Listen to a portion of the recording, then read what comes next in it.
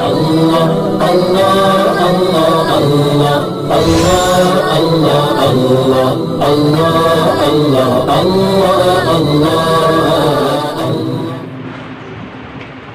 بعد أعوذ بالله من الشيطان الرجيم بسم الله الرحمن الرحيم إنا نحن نزلنا الذكر وإنا له لحافظون.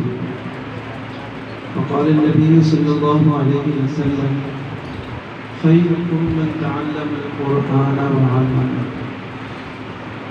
صدق الله مولانا وصدق رسوله النبي الكريم ونحن على ذلك من الشاكرين والشاكرين والحمد لله رب العالمين. اللهم صل على سيدنا محمد وعلى آل سيدنا محمد وبارك وسلم. ایک آیت قرآن کی تلاوت کرنا، ایک آیت قرآن کی تلاوت کرنا، جھنگ والے نے بتایا بزبان جرت کے زندگی کیا ہے تمنا شہادت کرنا. وہ معزز ہوئے زمانے میں حامل قرآن ہو کر، وہ معزز ہوئے زمانے میں حامل قرآن ہو کر، ہم دلیل و خوار ہوئے تارک قرآن. میرے سامنے بیٹھے ہوئے مدرسے کے عظیم اور ننھے مننے ان طلبہ کرام کو میں پھول کے لقب سے مخاطب کروں. آپ میں سے ہر بچہ بڑا جو قرآن پاک کی تعلیم حاصل کر رہا ہے وہ ایک پھول کی طرح ہے. میں نے پھول کیوں کہا بالکل آخر میں چل کے آپ کو بتاؤں گا کہ آپ میں سے ہر بچہ پھول کیوں. اور اس وقت دنیا میں انسانوں کے جتنے طبقات پائے جاتے ہیں کہ مسلمان ہیں، کافر ہیں، پھر مسلمانوں میں بھی مختلف طرح کے لوگ ہوتے ہیں. کوئی دعوت و تبلیغ سے جوڑا ہوا ہے، کوئی جہاد سے جوڑا ہوا ہے، کوئی سیاست سے جوڑا ہوا ہے، کوئی اپنی دنیاوی مصروفیات سے جوڑا ہوا ہے.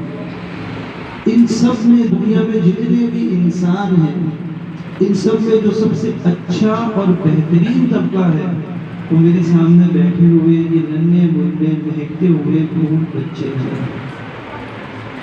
کہ آپ سب سے زیادہ افضل ہیں. اس کی وجہ کیا ہے کہ آپ سب سے زیادہ افضل کیوں ہیں؟ اس لیے کہ اس پوری دنیا کو ہر چیز کو بنانے والا کون ہے؟ اللہ. تو آپ یہاں پر جس کتاب کو پڑھتے ہیں، جس کلام کو پڑھتے ہیں، یہ کلام اس اللہ کا نازل کیا ہوا کلام ہے. اور یہ کتاب جسے ہم قرآن مجید کہتے ہیں، یہ پوری کتاب جو ہے یہ کلام اللہ ہے. اس کے علاوہ دیگر جتنی بھی کتابیں ہیں نا، تورات، زبور، انجیل کی آسمانی کتابیں تو ہیں، لیکن یہ کلام اللہ نہیں ہے. اللہ تعالیٰ نے اس کا کلام نہیں کیا، بلکہ اللہ تعالیٰ نے لکھی ہوئی تختیاں تھی وہ انبیاء کو دے دی کہ بھئی یہ لو اور جاؤ اپنی امت کو اس میں سے ہدایت عطا فرماؤ. لیکن یہ قرآن پاک جو کلام اللہ ہے یہ اللہ تعالیٰ کی ایسی کتاب ہے جس کو خود اللہ تعالیٰ نے اس کی تلاوت فرمائی. اور اللہ تعالیٰ نے اللہ تعالیٰ تلاوت کر کے جبرائیل کے سامنے تلاوت کرتے، پھر جبرائیل علیہ السلام جو ہے نبی علیہ السلام کے پاس وحی لے کر آتے، اور پھر نبی علیہ السلام کے سامنے حضرت جبرائیل قرآن پاک کی تلاوت کرتے. یہ جو ہم کتاب پڑھ رہے ہیں قرآن مجید یہ اللہ تعالیٰ کا کلام ہے. تو ظاہر بات ہے جب ساری دنیا بنانے والے دنیا کی ہر چیز بلکہ جو کچھ بھی وجود میں ہے وہ اللہ تعالیٰ کے حکم سے ہے. جب آپ اس کا کلام پڑھیں گے، آپ اپنے آپ کو اس کے ساتھ مجبور رکھیں گے تو آپ سب سے زیادہ بہترین ہیں. کسی نے حدیث میں آتے نبی علیہ السلام نے ارشاد فرمایا خیرکم من تعلم القرآن وعلمہ، کہ تم میں سے سب سے زیادہ بہترین شخص وہ ہے کہ جو قرآن پاک کو سیکھتا ہے اور پھر دوسروں کو قرآن پاک سکھاتا ہے۔ اس سے مراد کون ہے؟ سیکھنے سے کون مراد ہے؟ آپ جتنے یہاں پر طلبہ اور بچے بیٹھے ہوئے، بڑے بیٹھے ہوئے ہیں، جو حافظ بن رہے ہیں، جو نورانی قاعدہ پڑھ رہے ہیں، جو قرآن پاک پڑھ رہے ہیں، وہ ہیں خیرکم من تعلم، کہ جو قرآن پاک سیکھ رہا ہے، اور جو آپ کے اساتذہ کرام قاری صاحبان آپ کو پڑھا رہے ہیں، وَعَلَّمَهُ، کہ وہ آپ کو یہ سکھا رہے ہیں۔ ان دو طبقات کو اللہ تعالیٰ نے دنیا کا سب سے بہترین طبقہ قرار دیا۔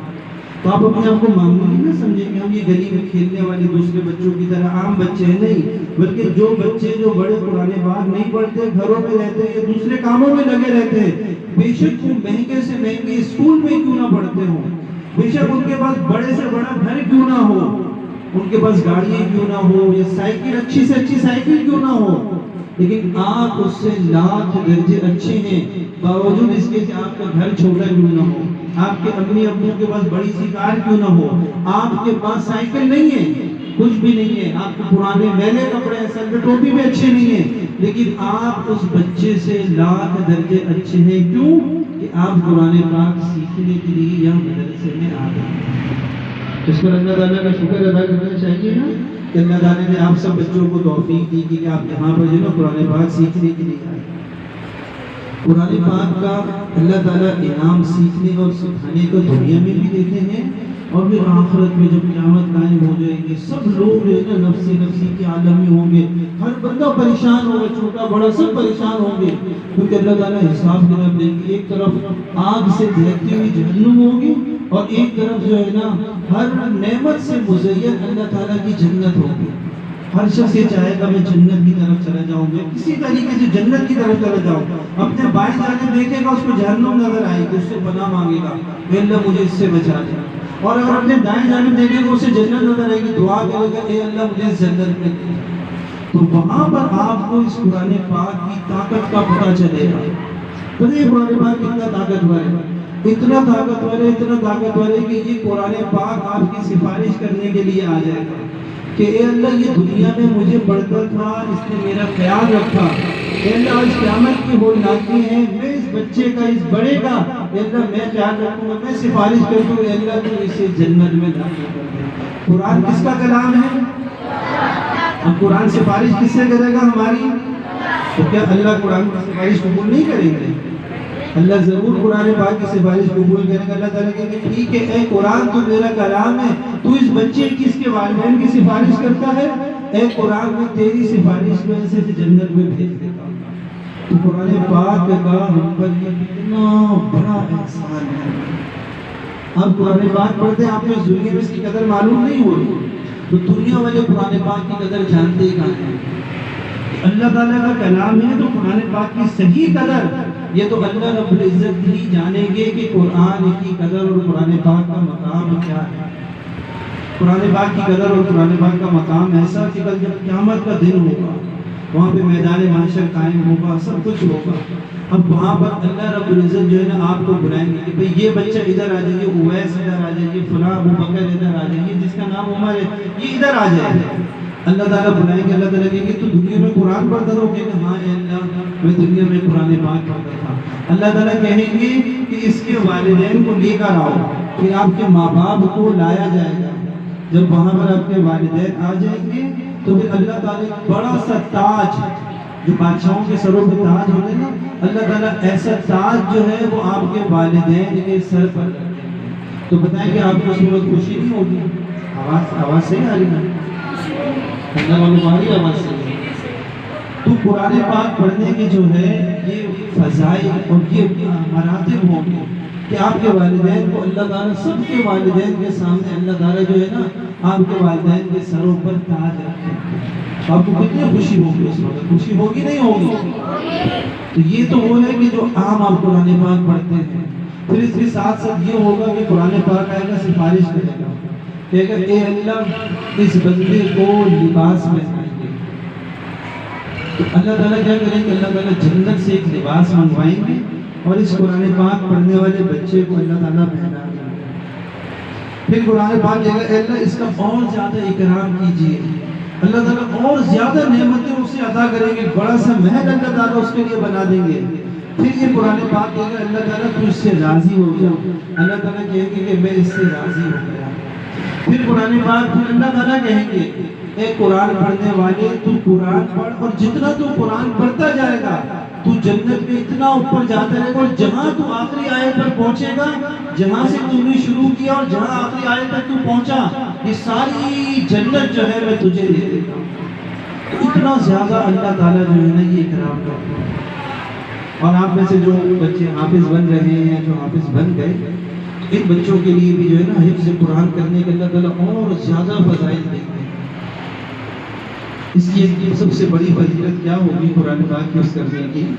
کہ قرآن پاک حفظ کرنے کی سب سے بڑی ایک فضیلت یہ ہوگی کہ آپ اپنے رشتہ داروں میں سے، اپنے گھر والوں، دوست احباب میں سے ایسے 10 بندوں کو جنت میں لے کر جائیں گے جن کے بارے میں اللہ تعالیٰ نے یہ فیصلہ کیا ہوگا کہ یہ جہنم میں جانے والے ہیں۔